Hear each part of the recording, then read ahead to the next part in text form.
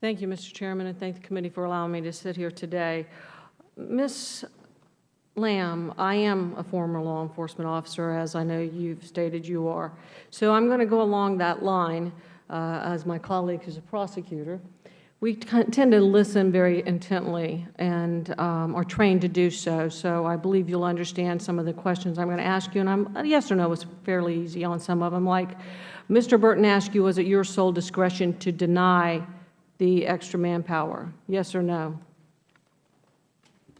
Your sole discretion. Was it your sole discretion to deny the request from Mr. Nordstrom? No. Who above you had to approve that? The response cable would be approved by two senior. And who are they? The Director of Diplomatic Security and the Assistant Secretary. Names, please. Scott Bolkowitz and Eric Boswell. Thank you.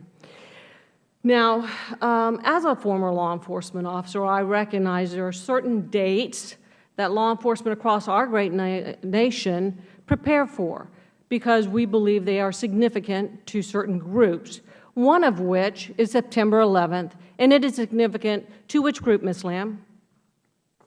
Which group would make that significant? I'm not sure I'm following your question. Which terrorist group finds September 11th significant? I'm sure all terrorist groups would find. But mostly al-Qaeda. Would you not agree? Yes or no? If you don't agree, say you don't agree. Yes, I'm sure. Thank you. So we have requests over 230 clear incidents. We have, bombings that have already entered our compound.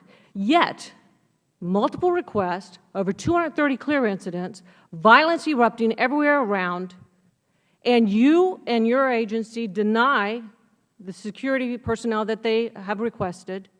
And then, on September 11th, which is known to be one of those dates that all law enforcement and many people around the world look at, and I hope you helped her out, Mr. Ambassador. I'm watching very closely and intently, as I was earlier.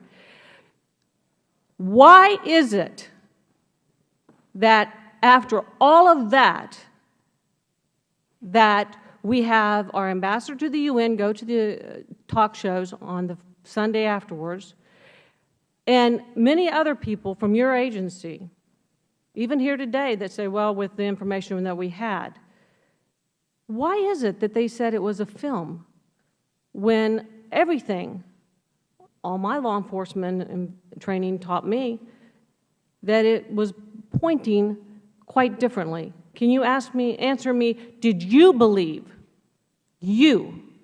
on September 11th and the morning after, did you believe that it was a video and not a terrorist attack? Yes, sir, just. With 35 years of experience, I choose to wait until the investigation is complete before drawing a conclusion. Well, that's good, because that's the other thing that I wanted to ask about, too. With my investigation experience, I also know that you follow the leads very carefully, and you don't go out and immediately claim one thing until you do have the facts, Mr. Ambassador. So, on September 14th, Ms. Lulin from your agency said that we have an open FBI investigation on the death of these 4 Americans. We are not going to be in a position to talk at all about the U.S. government may or may not be learning about how any of this happened. Not who they were, not how they happened, not what happened to Ambassador Stevens, not any of it, until Justice Department is ready to talk about the investigation. So you did talk about it yesterday, so did the Department of Justice say that they're ready to talk about it, and you therefore can go ahead and give up that information? What we talked about yesterday. I'm asking Ms. Lamb. I'm sorry, I thought you were speaking with Ambassador Kennedy. Did Department of Justice say, okay, our investigation is at a point, you can now release this information? Yes or no? No. So you went ahead and on September 14th, 3 days after the attack, said you wouldn't release it, and then yesterday you did release it, but the Department of Justice did not. The FBI has cleared everything that we've said here today. And yesterday also. I was not in the briefing yesterday. Mr. Ambassador, yesterday also? The material we used yesterday was drawn from the same pool that the FBI cleared.